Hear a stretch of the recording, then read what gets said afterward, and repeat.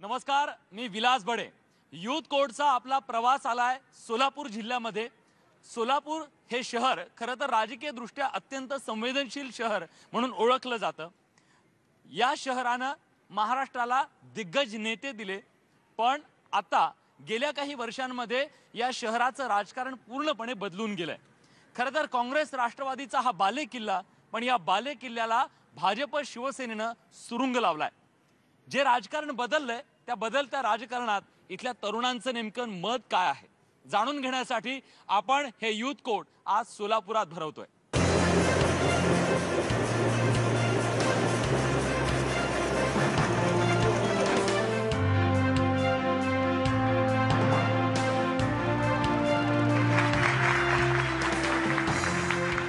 नमस्कार, आपण पोहोचलोय सोलापूर मधल्या बालचंद इन्स्टिट्यूट मध्ये आणि आज हे यूथ कोर्ट जे आहे ते यूथ कोर्ट खास आहे। सगळे इंजिनिअरिंगचे विद्यार्थी आहेत। देश ज्यांना उभा करायचा आहे अशा या इंजिनिअरिंगच्या तरुणांना देशाबद्दल नेमकं काय वाटतंय, राज्याची सत्ता नेमकी कुणाच्या हातात द्यायची आहे, फडणवीस सरकारचा फैसला या यूथ कोर्टात आज हे सगळे इंजिनिअरिंगचे तरुण करणार आहेत। आणि या यूथ कोर्टाचं कामकाज पाहण्यासाठी महाविद्यालयाचे प्राध्यापक नरेंद्र काटीकर सर आपल्या सोबत असणार आहेत। न्यायाधीशाच्या भूमिकेत आपण त्यांचं स्वागत करूया।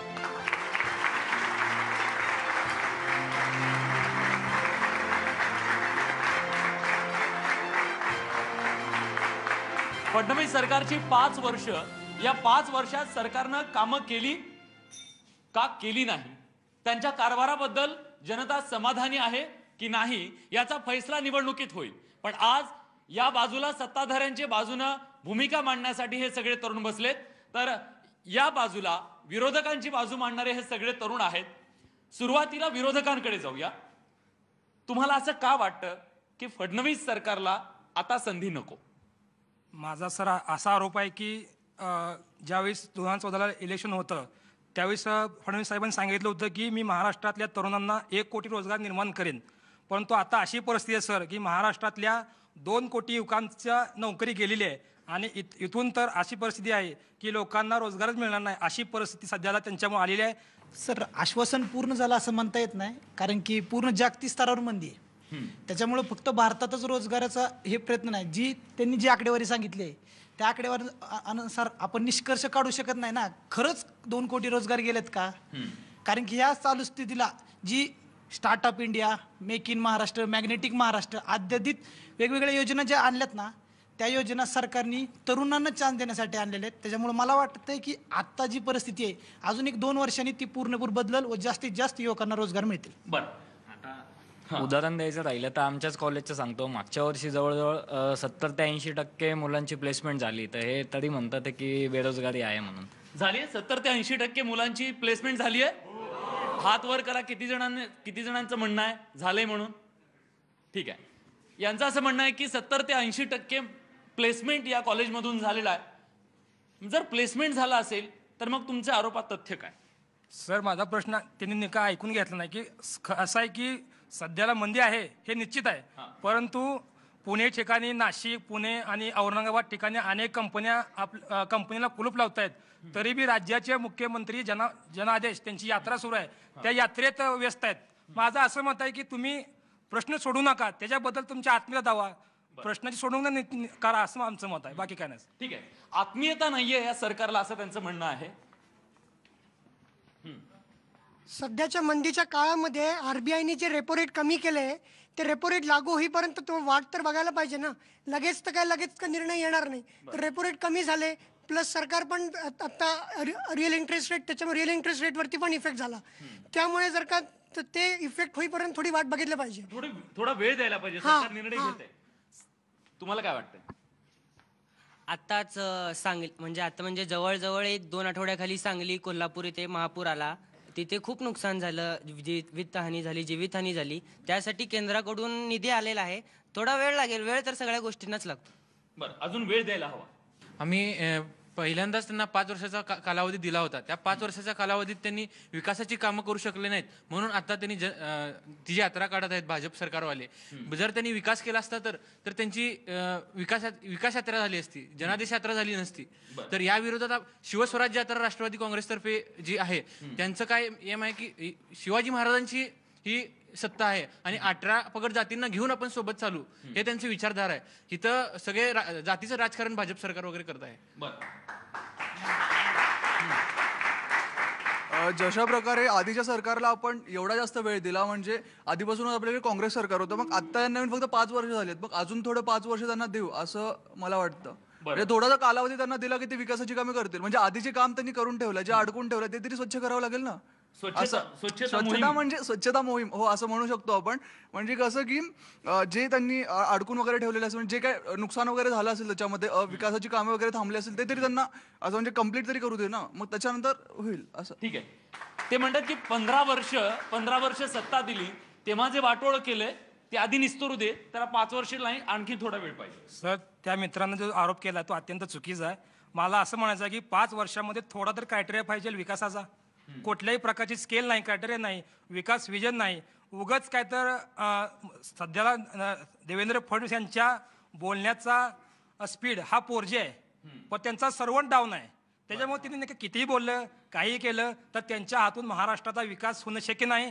त्यांना पूर्ण महाराष्ट्राची राजकीय परिस्थिती माहीत नाही आणि ते फक्त आणि फक्त नरेंद्र मोदी ह्या व्यक्तीच्या नावाखाली एक ठेकेदार म्हणून काम करतायत. एक गंभीर आरोप त्यांनी केले. इथं त्यांनी नरेंद्र मोदींचं नाव घेतलं, पण तुमच्याकडे तर कुठं पहिला प्रमुख तुमचा नेता आहे जो तुम्हालाच मिळत नाही. पहिला राहुल गांधी म्हणतात की मी अध्यक्षपद घेऊ शकत नाही, माझी पात्रता नाही तेवढी. तर आणि मग त्यांनी जर त्यांच्यात एवढी ताकद असेल की आमचा पक्ष एवढं सामर्थ्य आहे, तर मग त्यांनी ते गांधी परिवाराला सोडून ते बाकीच्यांना कोणाला का देत नाही त्यांचं पद. आधी जी चालणी होती ना शेतकऱ्यांच्या कृषी म्हणजे कर्जमाफीची, ती एकदम द्यायची. ह्यांच्याच माणसाला ह्यांनी 70 लाख 80 लाख माफ करायचे. आत्ता जी आकडेवारी आहे ती आकडेवारी जी शिवाजी महाराजांच्या नावावर म्हणजे कर्जमाफी झालेली आहे, त्या कर्जमाफीत प्रत्येक नागरिकाला म्हणजे प्रत्येक शेतकऱ्याला मिळालेली कर्जमाफी आहे. ही आधीची कर्जमाफी नुसती डल्ला माफी होती, म्हणजे त्यांचं स्वतःचं कर्ज माफ करण्यासाठी त्यांनी केलेली कर्जमाफी होती. पारदर्शकता आली असं म्हणणं नाही, हे चुकीचं आहे की पारदर्शकता आली. कारण की कर्जमाफी आधीच्या सरकारने जेव्हा काँग्रेस राष्ट्रवादीच्या सरकारने केली होती, सरसकट कर्जमाफी केली होती. या सरकारने फक्त शेतकऱ्यांना दिलासा द्यायचा म्हणून कर्जमाफी केली काही प्रमाणात.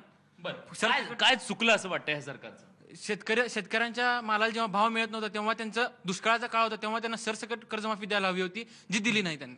बरं, कर्जमाफी हा उपायच नाही ना.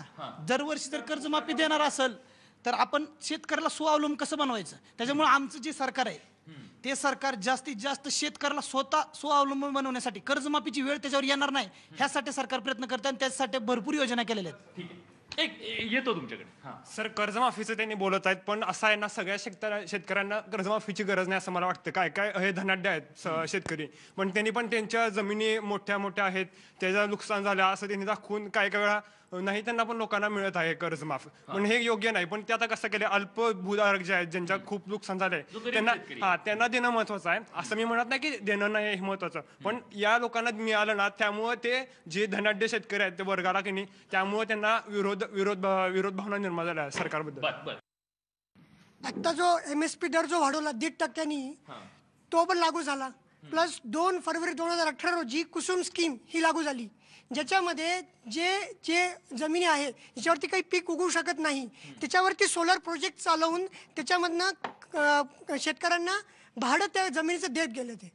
तर ती एक योजना त्यांनी चांगली राबवली, जी महाराष्ट्र सरकार कंटिन्यू करते अजून पण. ठीक आहे.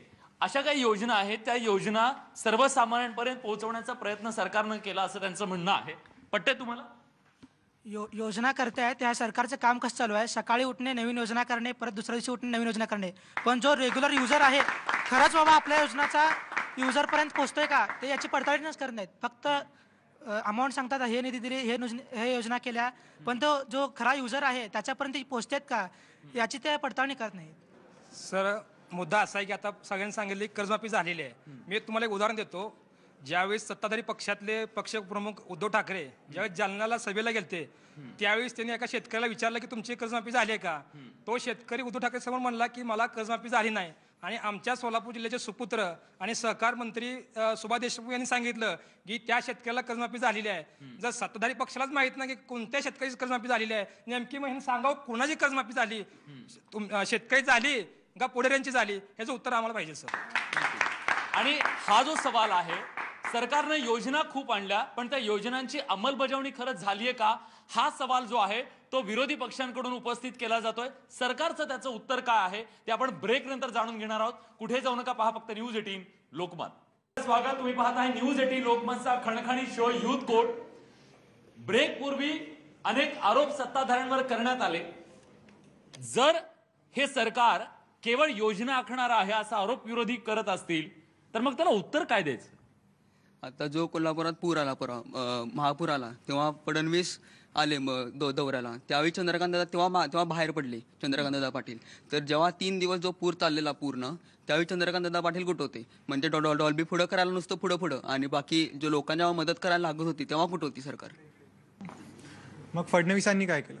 पुरात लोक अडकलेले, त्यांनी जाऊन त्यांना काढलं तरी नाही बाहेर, किंवा त्यांना काही पुरवलं तरी नाही. सेंट्रल गव्हर्नमेंटची टीम आलेली, त्यांनी हेल्प केली. फडणवीस सरकारने काय केलं मग? ठीक आहे सर, त्यांनी म्हटलं की त्या जे होते ते येऊन गेले, मग ह्यांनी का फक्त बघायला आले होते का? मग तिथं त्यांनी बघितलेत, बरोबर आहे सर, बघून त्यांनी स्वतःहून काहीतरी कार्यवाही करायचं होतं ना. आणि ह्याच्या ब्रेकच्या आधी एक मुद्दा होता की या सरकारला अजून थोडा टाइम दिला पाहिजे. आपण तर यंग आहे, आपण काय यांना टाइम बस देत बसायचं आहे का? अजून आपल्याला स्वतःला निर्णय वगैरे घ्यायचा आहे ना, कुठल्या सरकारला द्यायचा आहे, असं माझं ठाम मत आहे सर, बाकी काही नाही. ठीक आहे. पण सर ह्यांना जर वेळ द्यायचा असेल तर यांच्याकडे नेतृत्व कोण आहे? असं कोण व्यक्तिमत्व आहे ज्यांच्याकडे आम्ही नरेंद्र मोदी सारखं बघून एखाद वेळी मत देईन?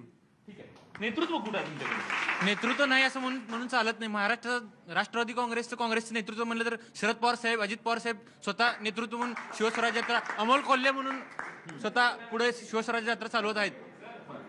अहो, पवार साहेबांचं किंवा अजितदादांचं नाव घेतो, कालच त्यांच्यावर सहकारी बँकेचा एक भ्रष्टाचाराचा आरोप झालेला आहे, हे लक्षात ठेवावे. की राष्ट्रवादीच्या आता वरिष्ठ नेतृत्वावर जर भ्रष्टाचाराचे आरोप झाले असतील तर लोकांनी त्यांच्याकडे का बघायचं? सर, ह्यात असा एक प्रश्न आहे की सध्याला त्याने शेखर बँकेचा जी मुद्दा उपस्थित केला त्या घोटाळ्याबद्दल, ती घोटाळा म्हणताच येणार नाही, कारण की सध्याच्या सरकारनं त्या घोटाळ्याला क्लीन चिट दिलेली आहे.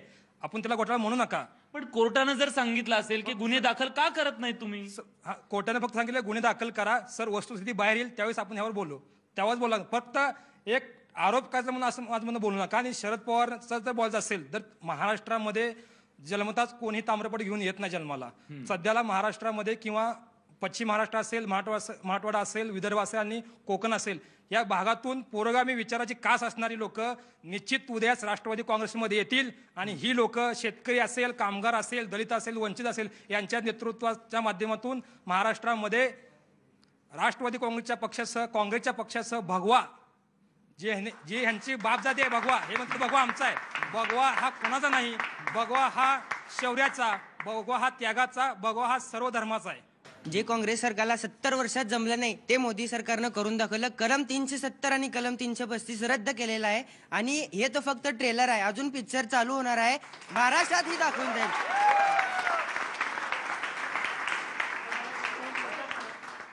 अभि पिक्चर बाकी आहे असं म्हणतायत. 370 वर तू म्हणतोयस की पिक्चर बाकी आहे, लोकशाहीची लागली आहे त्याची काय? तू घरात घुसून तोंड दाबून एकाचं स्वातंत्र्य घेतोस. बरोबर आहे, 370 निघाला हवं तर निघालं, खूप चांगलं झालं, पण ती लोकशाही पद्धत नव्हती. पण एक मुद्दा असा होता की आमच्या प्रश्नांबद्दल कोण बोलणार आहे, हा एक महत्वाचा मुद्दा त्यांनी उपस्थित केला. तुमचं काय मत आहे? सर, माझं असं मत आहे की समजा आपण विकास आणि योजनांबद्दल जर बोलत असाल तर विकास जर व्हायचा असेल महाराष्ट्राचा तर तळागाळातून म्हणजे गावागावातून विचार झाला पाहिजे. जे मेट्रोपॉलिटन सिटीज आहेत त्यांचा विकास तर होणारच आहे, पण तळागाळातून जर विचार केला आपण तर ह्या सरकारने मला वाटतं की ग्राम सडक योजना, उज्ज्वला योजना, विविध आपल्या स्वतःच्या शेतीसाठी जर नवीन काय करत असेल त्यासाठी अनुदान, अशा विविध योजना सुरू केल्या आहेत. तर ती आणि ह्या सरकारचा जो म्हणजे विविध योजनांचा जो सक्सेस रेट आहे तो बाकी सर्वांपेक्षा सर्वात जास्त आहे असं मला वाटतं. सर आता सध्याला सगळेजण एकाच गोष्टीवर बोलतात की भगवा हिरवा वंचित ह्या एकाच गोष्टीवर बोलतात. तर मला एक विचारायचं आहे, प्रत्येक पक्षाच्याच कार्यकर्त्यांना वगैरे विचारायचं आहे की किती दिवस ह्याच गोष्टीवर चालणार का? विकासावर का कोणी बोलत नाही? सगळे धर्मावरच का बोलतात? त्यांनी म्हणलेलं आहे की सोलापूर स्मार्ट सिटी झालेलं आहे. आम्हाला मान्य आहे की सोलापूर स्मार्ट सिटी होत आहे, बट सोलापूरमध्ये एकही कंपनी म्हणजे असं जे टॉप लेवलचे कंपनी आहे ते अजून आलेला नाही. सोलापूरचा जो इंजिनियर आहे तो डिग्री करण्यासाठी आज घाबरत आहे, कारण सोलापूरमध्ये असं कंपन्याच नाहीत. प्रत्येक इंजिनियर इथं झालं की पुण्यात मुंबई अशा ठिकाणी जात आहे. असं किती पण दिवस प्रत्येक युथ करत बसणार आहेत? त्यांना त्यांच्या आईवडिलांकडे सुद्धा लक्ष द्यायचं असणार आहे ना. किती दिवस म्हणून ते वेगळे राहतील? सो मला असं सरकारला आवाहन करायचं आहे की सोलापूरकडे लक्ष दिलं पाहिजे, कारण सोलापूरकडे फक्त दोनच म्हणजे टावेलचा कारखाना आहे आणि बिडे करणाऱ्यांचा कारखाना आहे. हे दोनच असे डेव्हलप आहेत की जे या दोनच गोष्टींमुळे आज सोलापूर डेव्हलप होत आहे. सो मला असं म्हणायचं आहे की युथांसाठी काहीतरी निर्माण करायला पाहिजे. जर आज सोलापूरमध्ये बिडा बंद पडली असतील तर बायकांनी काय करावं? जे नाही शिकलेले त्यांनी काय करावं? सो सोलापूरमध्ये नवीन कंपन्या आल्या पाहिजे अशी मी सरकाराकडे अपेक्षा करत आहे. थँक्यू. सर सध्या सरकार चांगलं सहकार्य करत आहे आणि काही भागामध्ये वेगाने विकास चालू आहे आणि विकास करायचा असेल तर विजनरी नेते पाहिजेत आणि त्यासाठी पब्लिकनं पण स्मार्टली वोट करायची गरज आहे. मला सोलापूरच्या मुद्द्यावर बोलायचं. आम्ही आता 20 वर्ष झालं सोलापुरात राहतो, तर आमच्या गरजा काय आहेत की एखादी मोठी कंपनी पाहिजे, एखादी चांगलं विमानतळ पाहिजे जे प्रवाशांसाठी सोयीस्कर असेल. तर हे प्रशासनाने 5 वर्ष झाले सांगतात की आम्ही विमानतळ देतो, हे देतो, IT कंपनी देतो, काही दिलं नाही. एक पालकमंत्री आहेत आणि एक सहकार मंत्री आहेत, ते दोघं फक्त एकमेकांशी भांडत असतात आणि हे दोघं फक्त एकत्र तेव्हाच येतात जेव्हा मुख्यमंत्री किंवा चंद्रकांतदादा पाटील हे जेव्हा सोलापूर येतात, ह्यांना काही पक्षाचं तिकीट वगैरे अशा काही गोष्टी असतात तेव्हाच ते एकत्र येतात. विकासाच्या मुद्द्यावर ते कधीच एकत्र येतात. सोलापूरकरांसाठी एकत्र येतात. माझ्या मित्राला एवढंच सांगायचं मला की तूप खाल्लं की रूप येत नाही.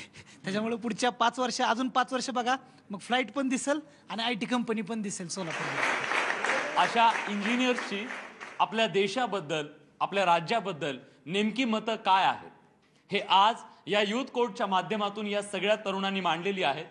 आणि या युथ कोर्टचा जो अंतिम फैसला आहे तो फैसला काय जाणून घेऊयात न्यायाधीशांकडून. एकंदरीत सत्ताधारी त्याचबरोबर विरोधक आणि अन्य पक्ष देखील याच्यातून बोध घेतील आणि येणाऱ्या काळामध्ये विधानसभा निवडणूक असेल, सत्ताकारण असेल किंवा सत्तेवर येणाऱ्या सत्ता आल्यानंतर सत्ताधारी व विरोधक हे दोनही जण याच्यातून बोध घेऊन विकास या संकल्पनेसाठी सर्वतोपरी कार्य करतील. या ठिकाणी कोर्ट संस्थगित करण्यात येत आहे.